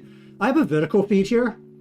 This uses a plugin that specifically creates a vertical feed. I usually use this if I need to have a camera feed for when I'm recording a video.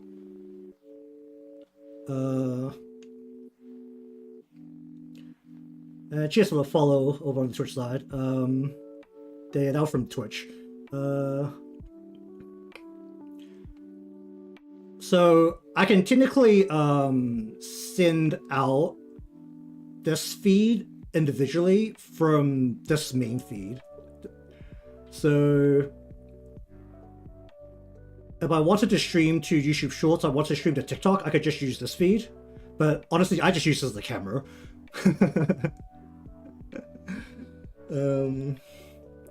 Yeah. You can also see like my I have the plugin in here, so I do all of my what do you call it? I send both feeds out from my OBS. So that's also a neat thing.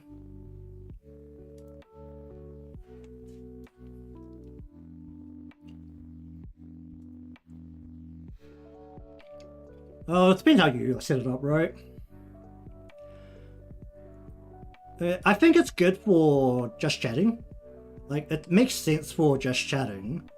It definitely doesn't make much sense for gaming, unless you're basically having the game on there the same way those TikToks where they want to talk to you about something, but they know that TikTok has brain rotted people's attention spans, and they can't pay attention unless there's something moving on the screen, so they put usually some kind of GTA diff run on the top of the thing as they talk.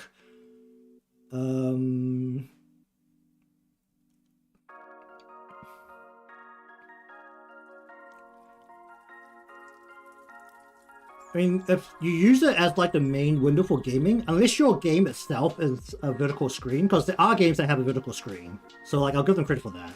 But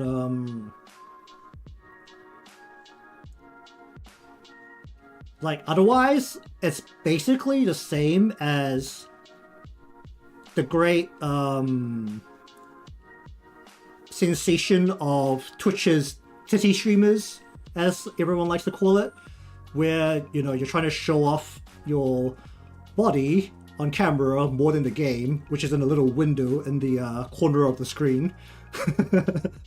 Who remembers that? Is that still a thing? I'm finished for the day, so I'm just ranting now.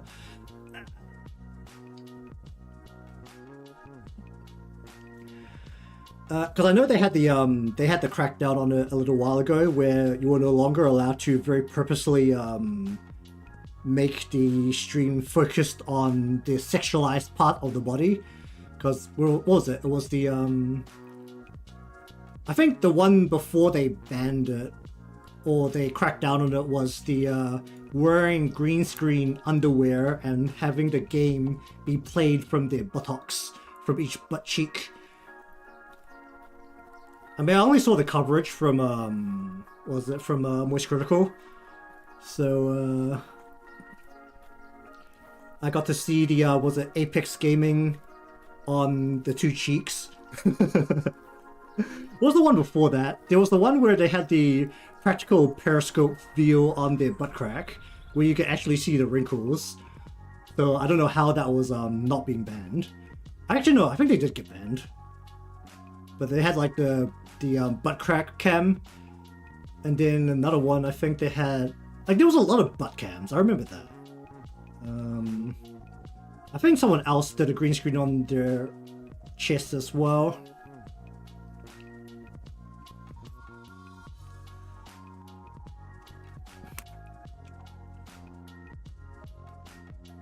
It's just it's the fact that Twitch knows that there's a appetite for that content, and well, unless they want to cut it off completely, they know it makes money, which is also a thing a company has to think about.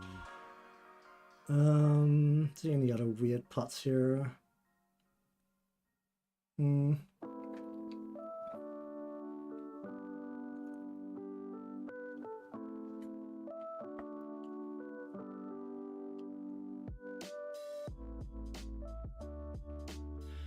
Hmm.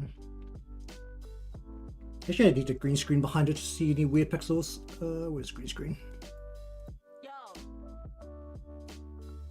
Hmm. Oh, that. I should have gone onto that train. That would have been hilarious. Actually, I couldn't because I body stream, because YouTube doesn't allow it. But I should have totally gone on that train. That would have been hilarious. But with my style, the the content would have been very dangerous.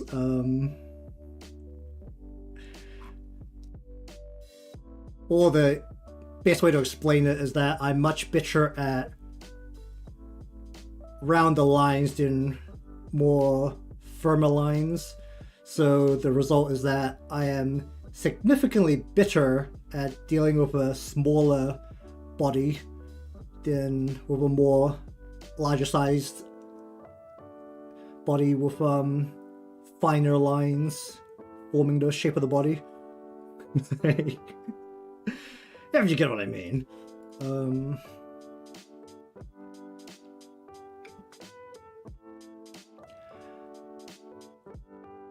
I don't exactly hide it. My Pixie totally has some stuff that people will frown at. I can kind of do thick. I just have a lot of problems proportioning. Usually, it's not usually the thighs or the breast, it's usually the hip that I have the most problem with. Because I don't really know how to shape the waist and hip very well when it comes to that style. Like, that's usually the part I have the most problem with.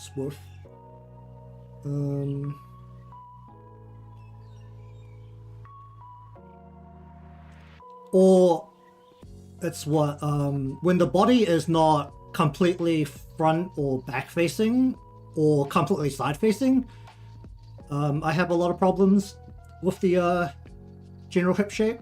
Like on the side view, I can probably do the waist because let's be real, on the side view there is no waist. It's just the connection between the upper body and the lower body. But I have a lot of problems with the hip shape. I mean, thighs aren't difficult. You just bring it down from the hip and then just make it unreasonably thick. Because usually you'll do it so that it's a little bit more inwards in between the legs than it should be, and then you just bring out the hips so that it's coming out wider than it should be. And then it depends on whether you want to do the calf as thick.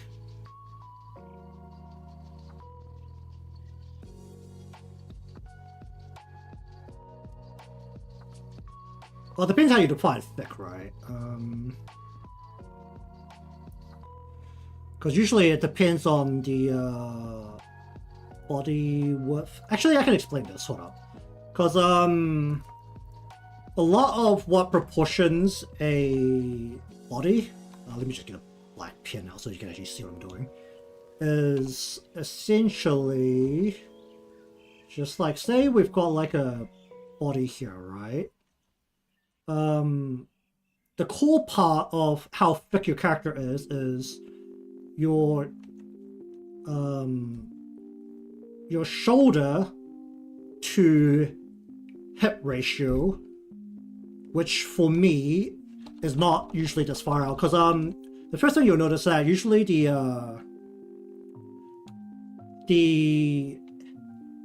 hips on a lot of very thick characters is wider than the shoulder width. Usually for me, the hips usually come out to about the armpit is where I like to have it, which brings the waist, and then also your waist to head ratio. So if you want to have a very narrow waist, you'll bring your waist all the way in so that it is about the same width as your head. And then if you want them to be really thick, let's say that we're doing a shoulder length of about a half head shoulder length. So that would be kind of average for a 7 head tall female character. So let's say you're about like half the head out for the shoulder. You'll do head width waist, and then you'll go practically shoulder width hip. And then you get this ridiculous body. and then you'll get like, let's say your crutch ends up something like this.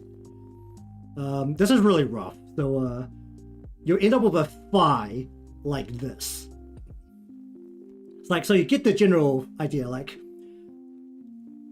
at least from my experience, the thing that determines how thick a character is largely head to waist and then shoulder to hip.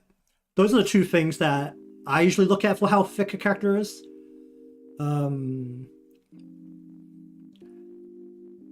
It's usually not the breasts. I mean, it's more impressive, like, sometimes, like, they'll do, like, maybe, let's say, about armpit length or armpit size waist, but then the hip will come out further than the shoulder, like, out to here. Like, but, I mean, this is the word of, very thick hentai, but, and I haven't proportioned the body properly. The body should be a bit taller.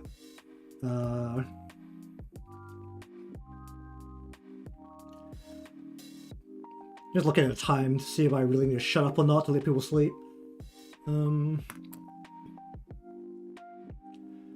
Because, like, especially with my own style, if I wanted to, like, I can very much go with a bit of a smaller body. Let's say, like, a smaller body.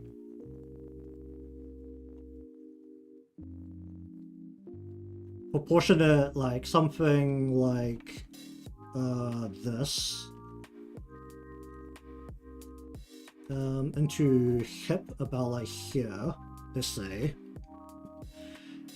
If you wanted to, as one of the glorious tags on said sites, the up high lolly, which is, you just go breast, breast, breast. Something like this. It's not thick on the top or the bottom. You just slam a giant pair of milk jugs on it. Just like that. Like, you don't need the breasts to be thick.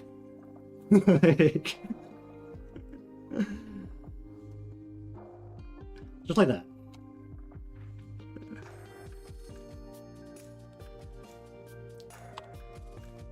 And I haven't had a good chance to talk to like another artist about the general like head to waist and shoulder to hip ratio, but at least that's how I see it in terms of thickness.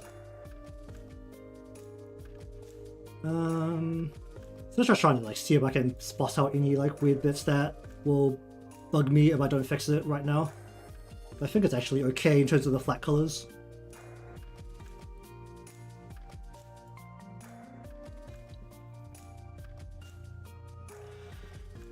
Alright, I think this is okay, so finish up here for today. I've also had my fill of a rant, so that's neat.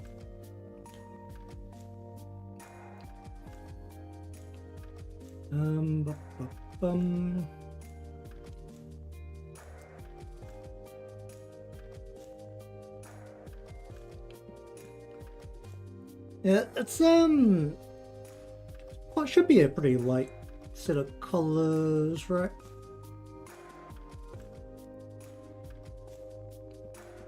Like a lot of bright colors. Like every color here is like pretty saturated.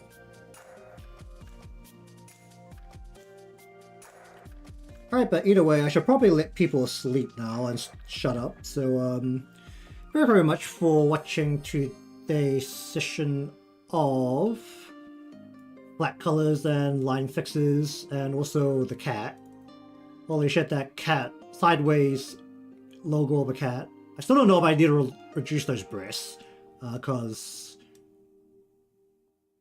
there's really nothing there.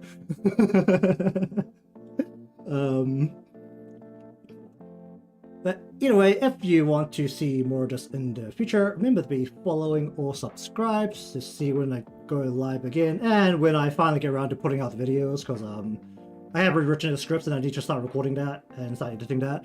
But that is coming down the pipeline as well, I hope, soon. But either way, if you enjoyed this, leave a like, because that is the best way to have the YouTube algorithm have mercy on my channel, and I'll see you all next time.